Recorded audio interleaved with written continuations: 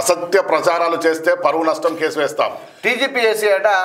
అయితే టీజీపీఎస్సీ వాళ్ళు ఏమంటున్నారంటే అసత్య ప్రచారాలు చేస్తే పరువు నష్టం కేసు వేస్తామంటారు. కరెక్టే, మరి వాస్తవమే అనుకుందాం. అయితే మరి టీజీపీఎస్సీ వాళ్ళు ఒక నెంబర్ ఇస్తారు, సర్వీస్ నెంబర్ ఇస్తారు.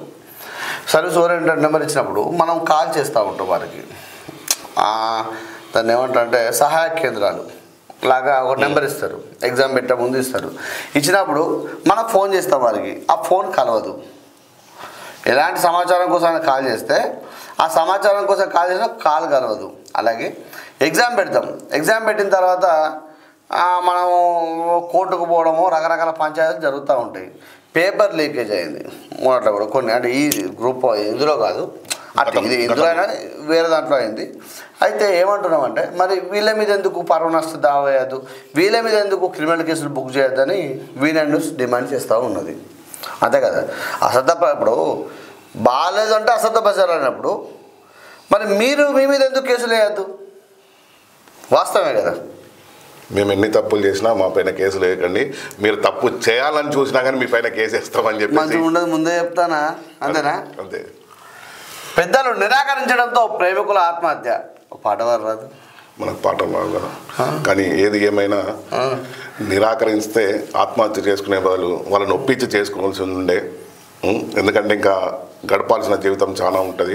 నిండు అంటే నార్మల్గా తెలిసి తెలియని వయసులో ఈ అంటే మీ వయసుకు ఉండేసరికి అంటే మీరు చదువుకున్న సందర్భంలో ఇవన్నీ లేవు. డిగ్రీ కాదు, మీ పిల్లలు పెద్దగా అంటే 5వ తరగతి వచ్చే వరకు లేవు. నేను చదువుకున్నప్పుడు అప్పుడు ఫోన్లు కూడా చైనా మొబైల్స్ వచ్చాయి. అప్పుడే కొత్తగా లాంచ్ చైనా మొబైల్స్ ఇవి స్టార్ట్ అయినాయి, వచ్చినాయి. నోకే తర్వాత చైనా మొబైల్స్ వచ్చినాయి, అంతేనా? అప్పుడు చైనా మొబైల్స్ ఎప్పుడైతే వచ్చినాయో అప్పుడు స్టార్ట్ అయింది. ఇక పూర్తిగా చెడిపోయింది ఎప్పుడంటే జియో ఎప్పుడైతే అన్లిమిటెడ్ పెట్టి ఫ్రీగా ఇచ్చినాదో అప్పటి నుంచి స్టార్ట్ అయింది వ్యవహారం అంతా కూడా. ఇక పూర్తిగా సెల్ ఫోన్లో అన్నీ దొరుకుతూ ఉన్నాయి కాబట్టి ఇక రకరకాల పంచాయతీలు ఇక్కడనే మొదలవుతూ ఉన్నాయి. దానిలో భాగంగా ఏదైతే ఉందో ఇద్దరు ప్రేమికులు చనిపోయేది లేకుండే ఇక జీవితం చాలా ఉన్నది. అంతే కదా, జీవితం చాలా ఉన్నది, బతికేది ఉండేది.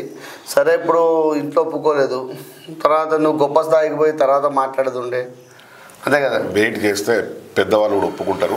టైం ఉండేది కదా, కొంచెం టైం సమయం వచ్చే వరకు వాళ్ళు కూడా ఒప్పుకుంటారు. వీళ్ళ కాళ్ళ మీద వీళ్ళు నిలబడి ఒక స్థాయికి పెరిగిన తర్వాత వాళ్ళే ఒప్పుకుంటారు. ఒప్పుకోకపోవడం అని ఉండేది. సరే, అంతా కూడా జనరేషన్ అంతా కూడా మారిపోయింది.